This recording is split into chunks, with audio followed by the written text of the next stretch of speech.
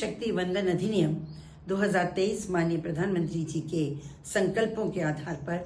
लोकसभा से और राज्यसभा से दोनों से पारित हो गया था और अब प्रधानमंत्री जी की मंशा है कि 2029 में इसको लागू कर दिया जाए। ये कठिन प्रक्रिया है और क्योंकि इस समय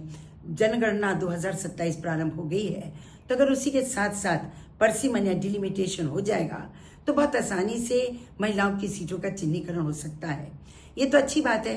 कि हमारे इस अधिनियम में जो सामान्य सीटें हैं उनको समाप्त नहीं किया गया है, उनमें कटौती नहीं है और महिलाओं के लिए अलग से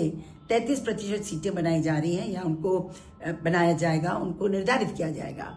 इसमें ये थोड़ी लंबी प्रक्रिया है, कठिन है, इसमें संवैधानिक संशोधन की आवश्यकता होगी। इसलिए प्रधानमंत्री जी के आह्वान पे 16, 17, 18 3 दिन लोकसभा और संसद का विशेष सत्र आहूत किया गया है और इसमें चर्चा होगी। अब ज्यादा चर्चा की आवश्यकता इसलिए नहीं है कि एक बार ये बिल पास हो चुका है और प्रधानमंत्री जी का ये भी अपील है सभी राजनीतिक दलों से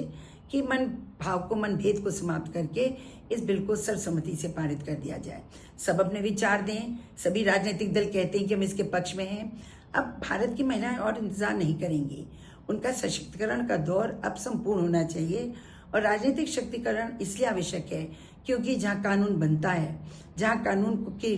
रक्षा होती है, वहां पर महिलाएं बैठेंगी, उनकी आवाज बुलंद होगी, वे नीति निर्धारण में महिलाओं के लिए, बच्चों के लिए, राष्ट्र के लिए अपना योगदान दे सकेंगी।